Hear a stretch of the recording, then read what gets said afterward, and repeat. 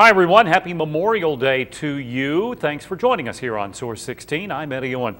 Well, sad news for the Fort Campbell community on this Memorial Day. 6 101st Airborne Division soldiers were killed last week in Afghanistan.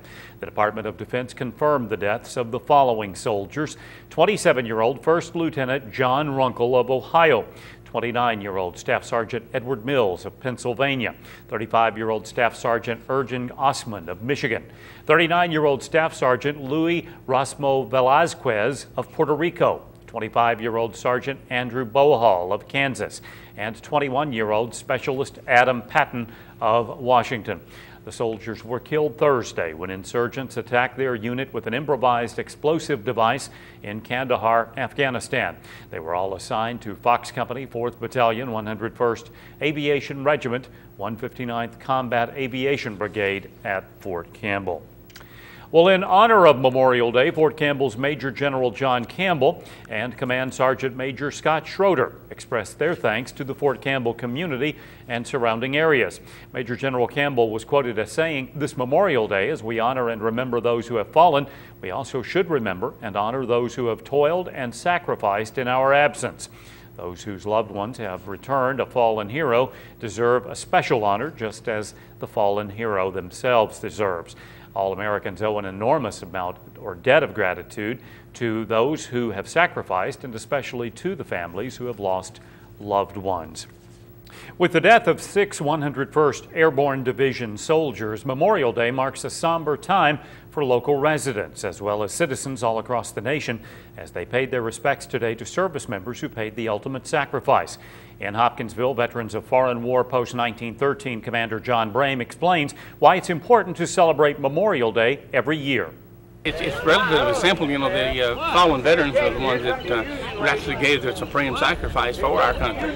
And it's very important that we recognize and remember those people at least in a minimum one day a year. That Memorial Day is very important to all veterans and to me especially any combat veteran, because we know the chances that we had when we were, like myself, I was in Vietnam, and Memorial Day is very significant for the simple reason that a lot of people didn't return alive to the United States to be able to have this day to have a service with. Freedom's not free. There's a lot of people that are in this cemetery and the Veterans Cemetery and places interred all over the country that's given their life for freedom.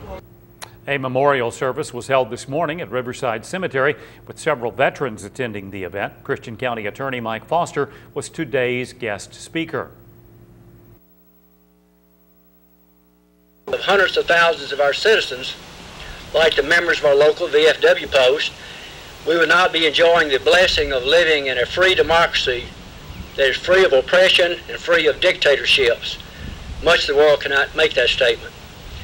As a free society, we must never forget that the reason why this day has been set aside as a national holiday, most of all, Memorial Day is a day of remembering those that have died and made the ultimate sacrifice in serving our country, as well as the hundreds of thousands and more who gave of limb, their health, in order to protect our precious gift of freedom. According to Foster, Memorial Day is a time all residents should give thanks to service members.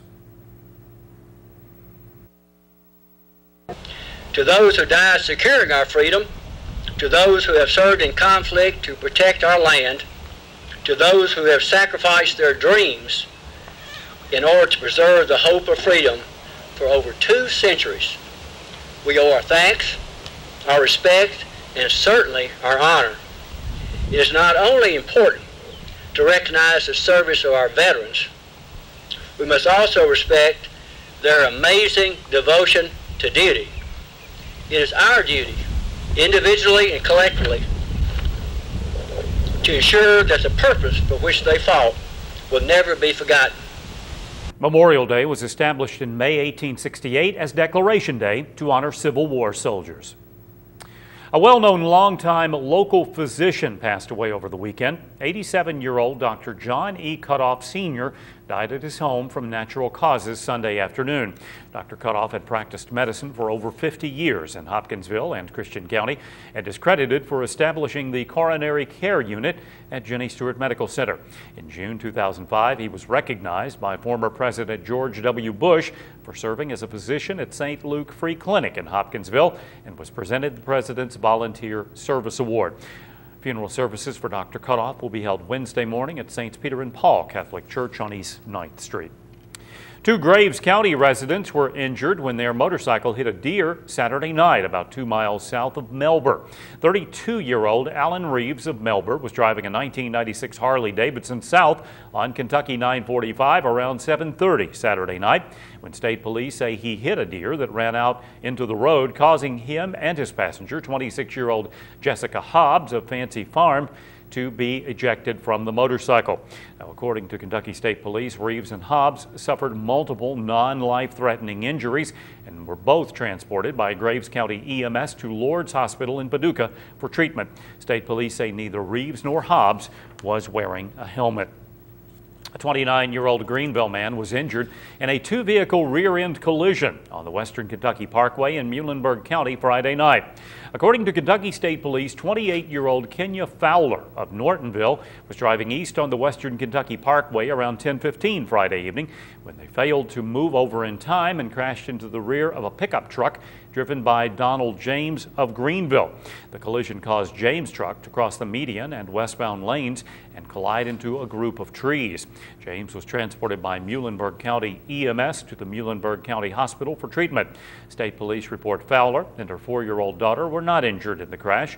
Police say all parties involved were wearing seat belts. A Hopkins County woman and a 3-year-old girl were taken to the hospital after their vehicle was hit at a railroad crossing Friday night in Morton's Gap. State police report 25-year-old Jennifer Rickard of Morton's Gap was driving a car on Kentucky 813 approaching the railroad crossing in Morton's Gap when her vehicle was hit on the passenger side by a CSX maintenance vehicle driven by 51-year-old Deva Kissam of LaGrange, Georgia.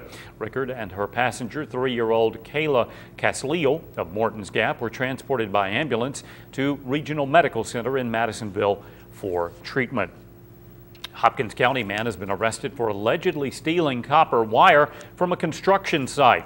41-year-old Bobby Moore of Crowley Lane, Madisonville, was taken into custody late Friday night by the Hopkins County Sheriff's Department after police found him at a residence on Crowley Lane in possession of about $650 worth of copper stolen from Groves Construction on Grapevine Road the night before.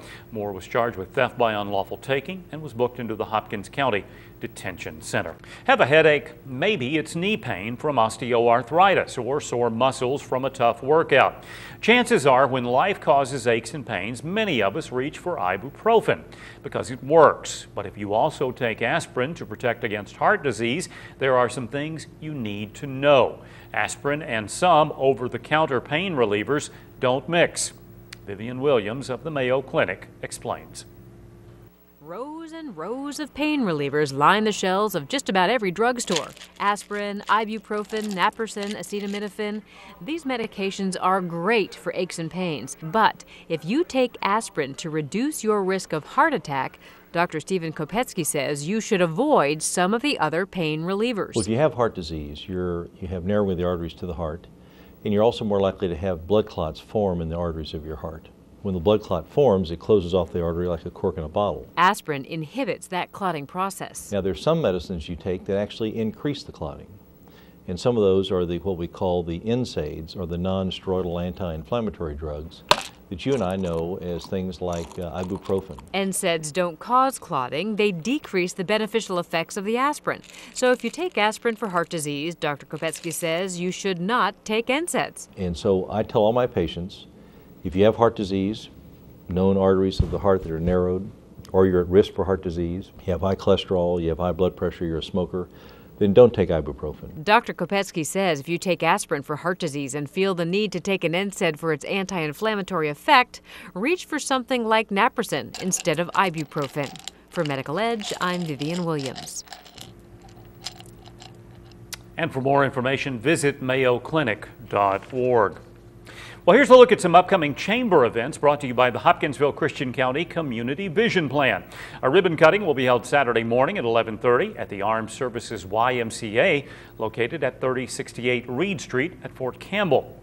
The 123rd Annual Chamber Dinner will be held Thursday, June 2nd from 6 p.m. until 8:30 p.m. at the James E. Bruce Convention Center. Tickets are $35 per person for chamber members, $50 for non-members. Table sponsorships include a table of 10 for $350 and recognition in the program. For more details, contact the Chamber 270-885-9096.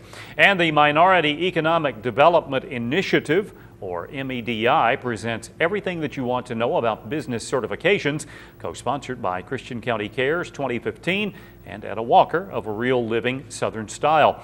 The seminar will be held Wednesday morning at 11:30 at the Pioneers Complex at 904 North Main Street. To register or for more information, contact Henry Snorton at 270-885-8885.